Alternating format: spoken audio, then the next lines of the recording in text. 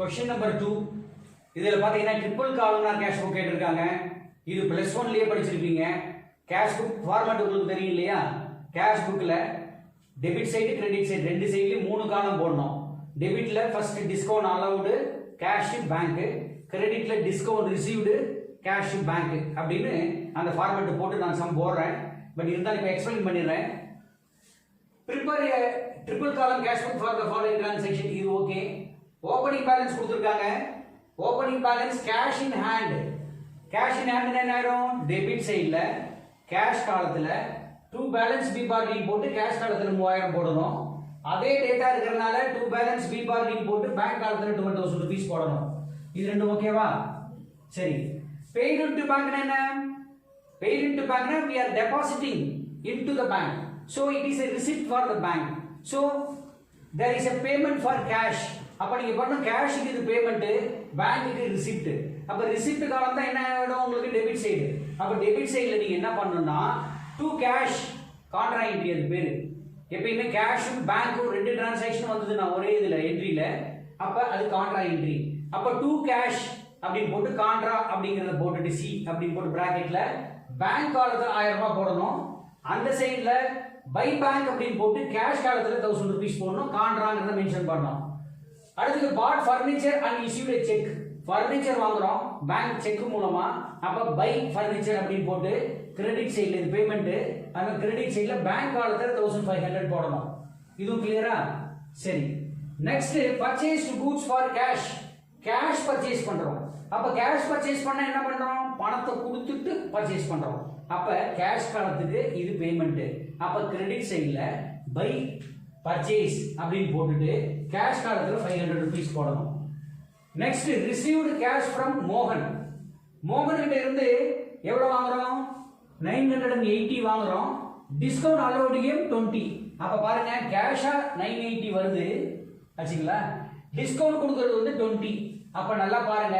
அப்ப இது receipt, கேஷ்க்கு receipt. அப்ப ரிசிப்ட் சைடுல கேஷ் காலத்துல போடணும் அமௌண்ட்டை.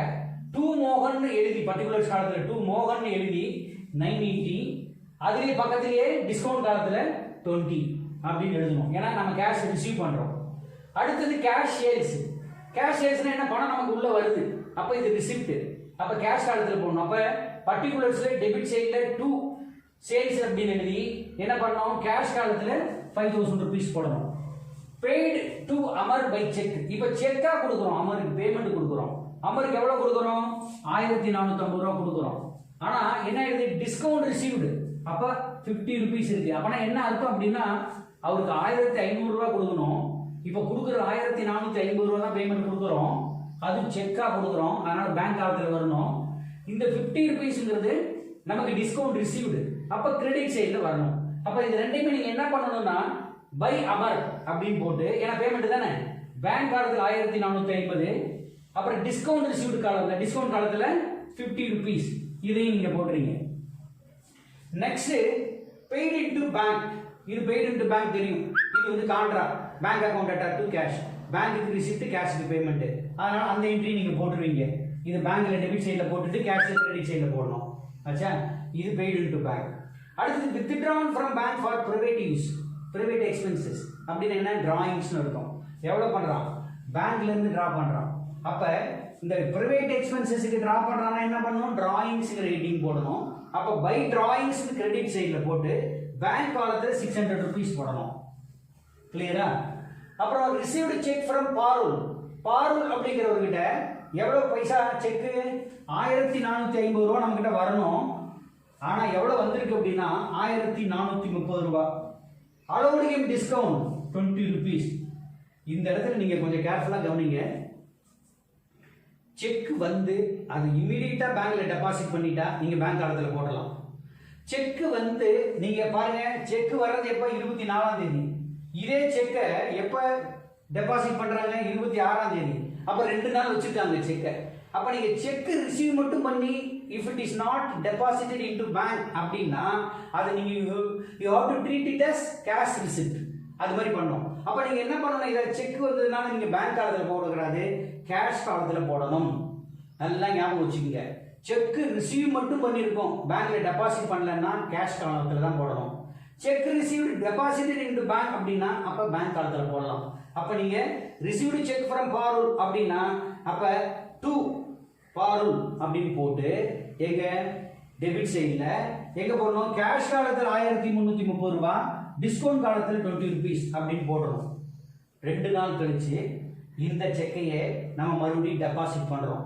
ஆனா இப்ப நம்ம கிட்ட செக்குன்னு நம்ம முதல்ல காமிச்சோம், கேஷ்னு காமிச்சோம். அப்ப நீங்க இதை என்ன பண்ணோம், டெபாசிட்டட் இன்டு பேங்க் மாதிரி காட்டணும். கேஷ் டெபாசிட்டட் இன்டு பேங்க் என்ன என்ட்ரி போடுவீங்க, bank account attach to cash.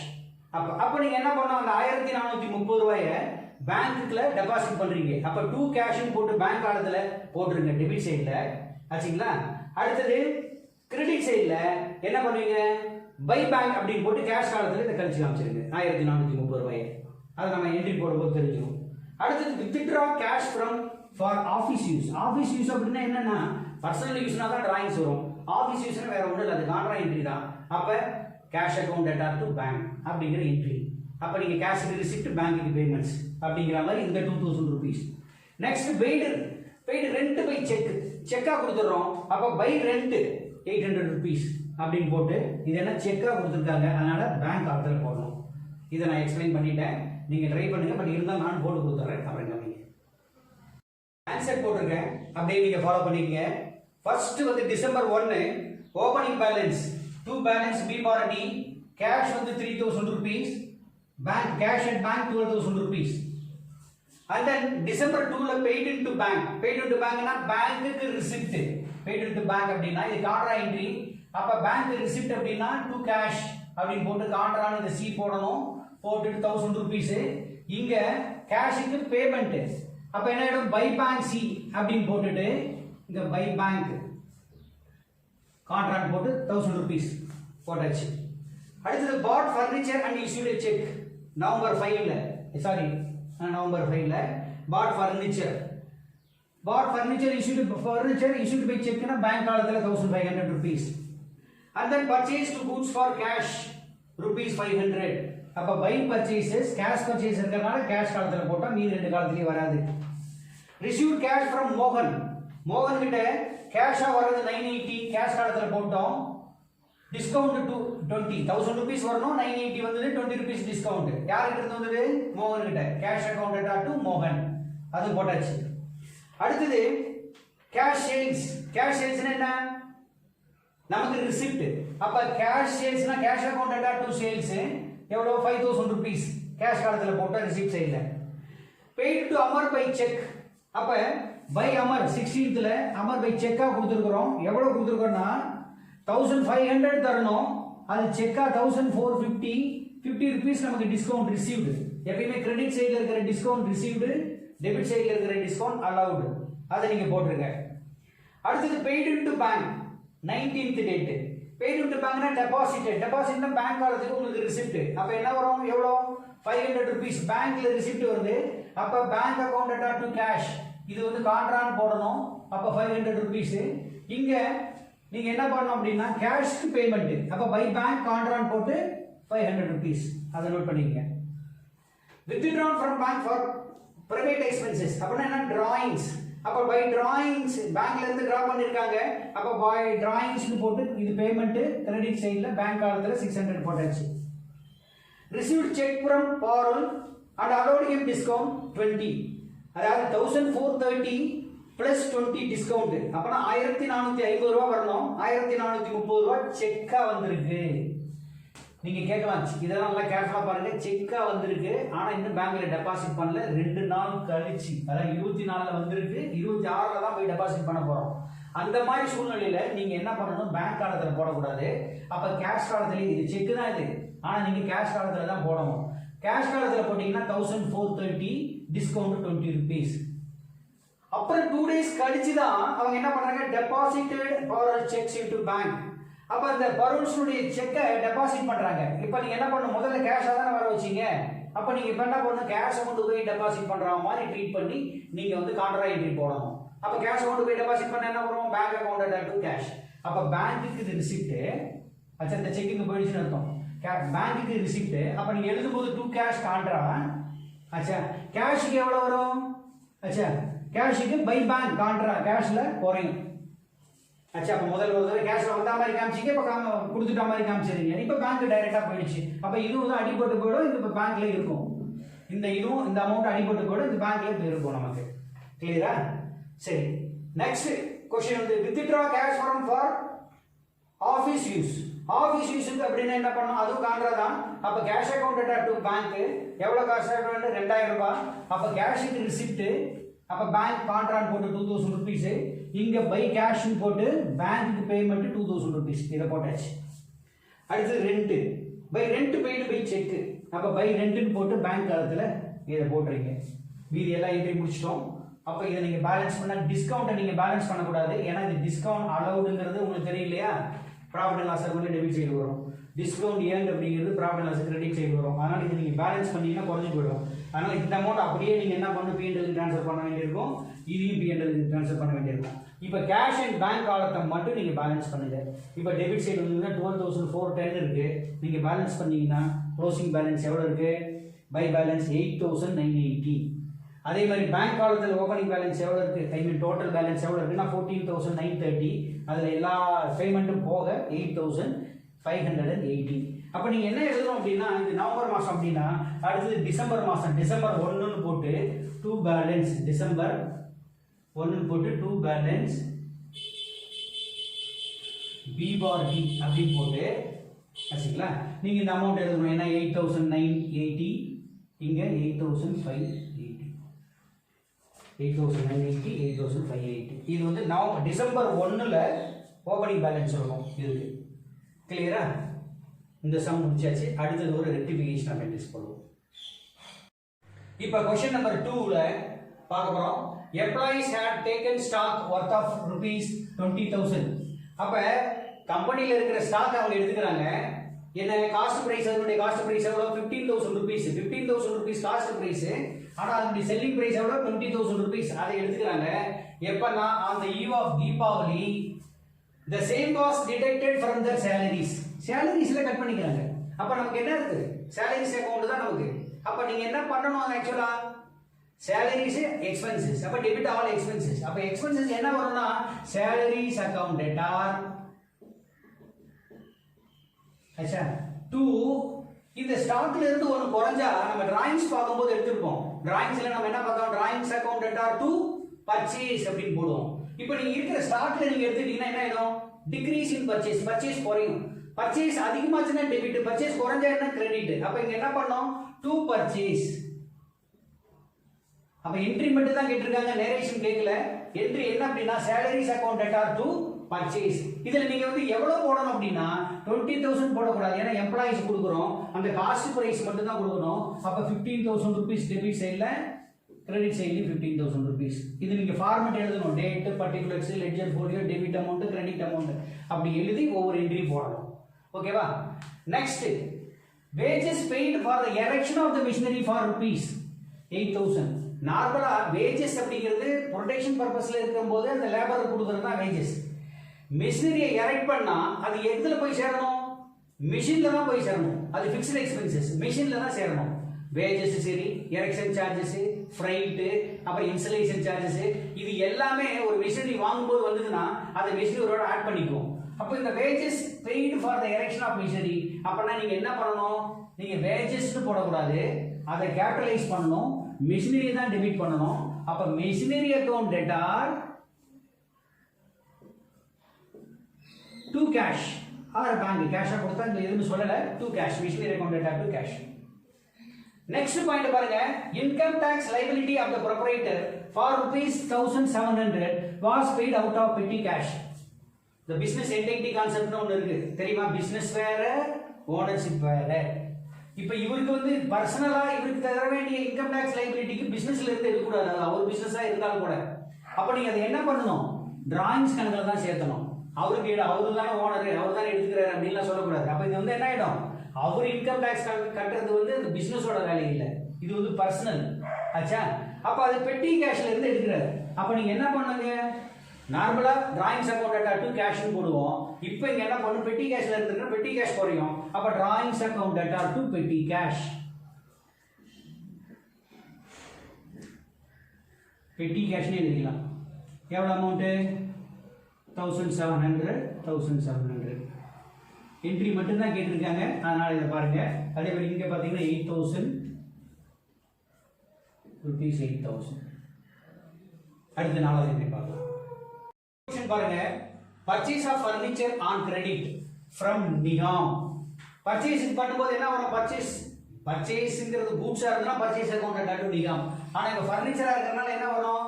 Furniture account at to Nigam. எவ்வளவு வாங்கிருக்காங்க? 3000. அப்ப கரெக்ட் என்ட்ரி என்னவா வரும்? சோ சிம்பிளா இத யூஸ் பண்ணீங்க, அப்பதான் உங்களுக்கு புரியும். கரெக்ட் என்ட்ரி சி னா கரெக்ட் என்ட்ரி. அப்ப ஃபர்னிச்சர் டெபிட் பண்ணோம். Furniture account debtor to Nigam அப்படிங்கறத நமக்கு வேணும். எவ்வளவு? 3000 இந்த என்ட்ரி போட்டுக்கணும். ஆனா என்ன என்ட்ரி போட்டுருக்காங்கன்னா இது போடல, ராங்கா போட்டாங்க. அப்ப ராங் என்ட்ரி என்ன போட்டுருக்காங்க அப்படின்னு பாத்தீங்கன்னா, ராங் என்ட்ரி என்ன போட்டுருக்காங்க? சுபமுக்கு போஸ்ட் பண்ணிட்டாங்க. அப்ப ஃபர்னிச்சர் அக்கவுண்ட் டேட்டா டு சுபம் அப்படின்னு போட்டாங்க. எவ்வளவுக்கு? only 300 rupees போட்டுருக்காங்க. புரியுதுங்களா? அப்ப நம்ம நல்லா கவனிங்க, நமக்கு என்ன என்ட்ரி வேணும்? இது வந்து ராங் என்ட்ரி, இது வந்து கரெக்ட் என்ட்ரி. இந்த கரெக்ட் என்ட்ரி நீங்க அப்படியே வச்சுக்கலாம். ஆச்சா? இப்போ நீங்க இந்த ராங் என்ட்ரி போட்டீங்கல்ல, இதையும் கேன்சல் பண்ணிட்டீங்கன்னா சரியா போயிடும். எப்படி கேன்சல் பண்ணோம்? ஃபர்னிச்சர் ஒரு டெபிட் இருக்கா, ஏற்கனவே ஒரு 300 ரூபாய்க்கு டெபிட் இருக்கு, அதை கிரெடிட் பண்ணுங்க. ஃபர்னிச்சர் டு ஃபர்னிச்சர்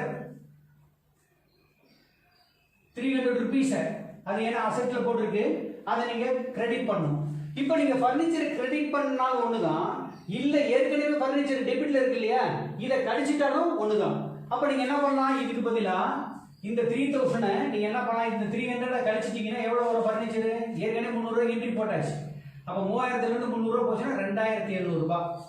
சரி, இன்னொரு என்ட்ரி என்ன பண்ணோம்? அப்ப ஃபர்னிச்சரை நம்ம இப்ப கேன்சல் பண்ணியாச்சு. இந்த 300 ரூபாய் ஃபர்னிச்சரை கேன்சல் பண்ணியாச்சு. 3000 ரூபாய் அப்படியே வச்சுட்டோம். அடுத்தது சுபம் அக்கவுண்ட் இந்த 300 ரூபாயை கேன்சல் பண்ணோம். சுபம் என்னவா இருக்கு? கிரெடிட்ல இருக்கு. அப்ப அதை நம்ம டெபிட் பண்ணா கேன்சல் ஆயிடும். அப்ப நீங்க என்ன பண்ணணும்? சுபம் அக்கவுண்ட் டேட்டார் 300. நல்லா பாருங்க. அப்ப ரெக்டிஃபிகேஷன் என்ட்ரி, இது கொஞ்சம் கன்ஃபியூஷனா இருக்கும், பயப்படாதீங்க. இது ரெக்டிஃபிகேஷன். அப்ப நீங்க என்ன பண்ணணும்? ஃபர்னிச்சர் 2700. ஏன் 300 குறையுதுன்னா ஏற்கனவே ஃபர்னிச்சரை டெபிட் பண்ணி வச்சிருக்கோம். அதான் furniture 2700, Shubham account data 300 to Nigam company 3000. ஏற்கனவே இந்த 300 ரூபாய் நம்ம இருக்கிறதுனால இங்க கீழே நம்ம கேன்சல் பண்ணது தான் இங்க நம்ம குறைச்சிட்டோம். இப்போ புரியுதா? இதுதான் ரெக்டிஃபிகேஷன் என்ட்ரி. அடுத்தது இன்வெஸ்ட்மெண்ட் சோல்டு. அடுத்த क्वेश्चन வந்து பாத்தீங்கன்னா, investment sold for ₹75,000 at a profit of 15,000 passed through sales account. இந்த சேல்ஸ் அக்கவுண்ட் மறந்துடுங்க. நார்மலா என்ன என்ட்ரி வரும்? ஒரு இன்வெஸ்ட்மெண்ட்டை 75,000 ரூபாய்க்கு விற்கிறோம். எவ்வளவு? 15,000 ரூபாய் ப்ராஃபிட்டுக்கு. அப்ப அதனுடைய காஸ்ட் எவ்வளவு இருக்கும்? 60,000 rupees இன்வெஸ்ட்மெண்ட்டை 15 ரூபாய் லாபம் வச்சு 75,000 ரூபாய்க்கு விற்கிறோம். அப்ப நான் என்ட்ரி, நார்மல் என்ட்ரி என்ன வரணும்னா பேங்க் அக்கவுண்ட் டேட்டா. ஆச்சா, இது எவ்வளவு வருது? பேங்க் அக்கவுண்ட் நார்மலா போட்டீங்கன்னா என்ன வரும்? பேங்க் அக்கவுண்ட் டேட்டா எவ்வளவு வருது?